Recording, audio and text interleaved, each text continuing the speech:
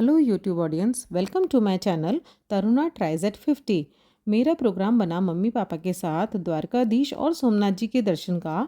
तो मैं पहले पहुंची जयपुर और फिर जयपुर से ली द्वारका के लिए ट्रेन।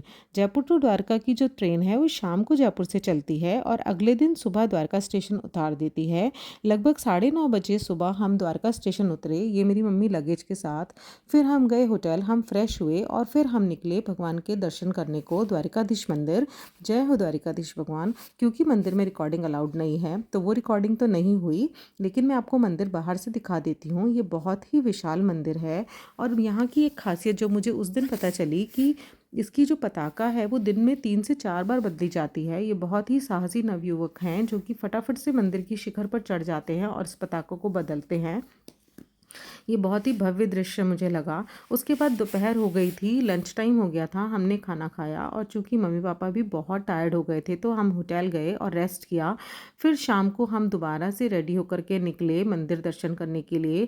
ये मंदिर के पास की लोकल मार्केट जहाँ से मम्मी ने कुछ शॉपिंग भी की, पूजा की सामग्री कुछ खरीदी। क्योंकि होता है जब आप कहीं जाते हो तो कुछ वहाँ की स्पेशल चीज़ें आप परचेज़ करते हो। फिर हमने रात को डिनर किया और गुजरात की एक बहुत अच्छी बात मुझे लगी कि वहाँ पर वेजिटेरियंस को बिल्कुल दिक्कत नहीं होती है खाने के लिए।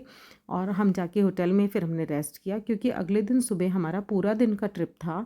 हमें जाना था नागेश्वर मंदिर, भीट द्वारका और रुक्मणी देवी टेम्पल।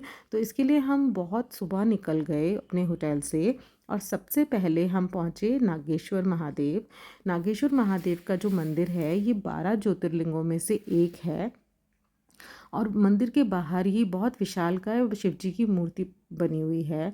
फिर हमने वहाँ भगवान नंदी के दर्शन किए, शिव जी के दर्शन किए, माता रानी के दर्शन किए, सभी भगवानों के वहाँ पे दर्शन किए और उसके बाद हम निकल गए भीड़ द्वारका के लिए।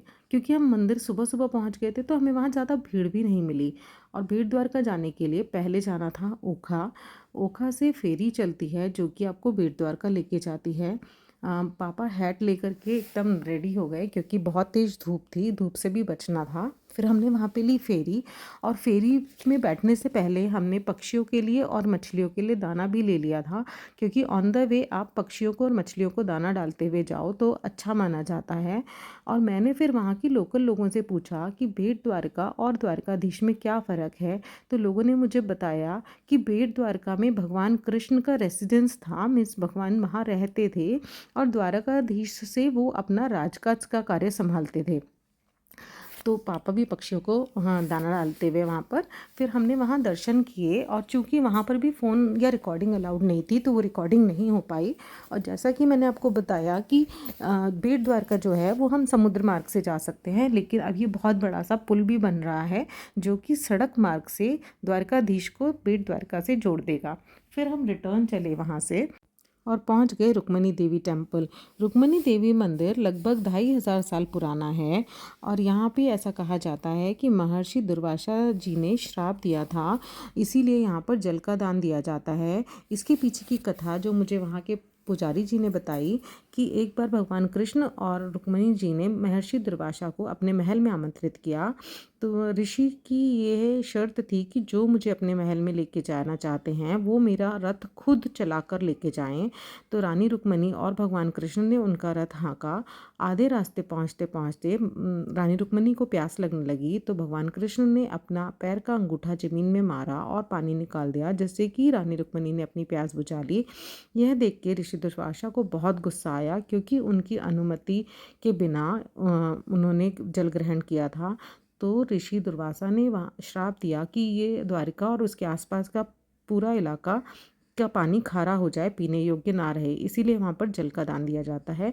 इसके बाद हम गए बड़केश्वर महादेव। ये बड़केश्वर महादेव जो है ये स्वयंभू शिवलिंग है। कहा जाता है कि सावन के महीने में प्रकृति खुद जलाभिषेक करती है भगवान का। ये शिवलिंग अरब सागर में समाहित हो जाता है और ये इतना अच्छा यहाँ पे दृश्य था और सनसेट पॉइंट भी इसको कहा जाता है। तो शाम का समय था और बहुत ही शांत वातावरण, तो हमने यहाँ पर कुछ पिक्स भी खिंचवाई। लकीली हमारे कैब वाले भैया को सब पता था कि कहाँ पे कौन से टाइम पे पहुँचने से आराम से दर्शन भी हो जाएंगे और व्यू भी अच्छा दिखेगा। तो उन्होंने हमें नागेश्वर मंदिर में भी एकदम टाइम से पहुँचा दिया कि हमें बिल्कुल भी भीड़ नहीं मिली, और फिर शाम को यहाँ पर भी एकदम सनसेट के समय पे पहुँचा दिया। बहुत ही सुंदर नज़ारा था, भगवान जी के दर्शन किए, साथ ही साथ इतना शांत वातावरण हमने एंजॉय किया। फिर रोड साइड पे ही यहाँ पर कुछ कुछ खाने की स्टॉल्स भी लगी हुई थी, वहाँ हमने खाई स्वीट कॉर्न की चाट और फिर आ गए अपने होटल पे रेस्ट करने के लिए, क्योंकि नेक्स्ट डे मॉर्निंग हमें निकलना था सोमनाथ के लिए। Thanks for watching. पार्ट 2 के लिए वेट कीजिए, लाइक कीजिए, शेयर कीजिए, सब्सक्राइब कीजिए। Thank you.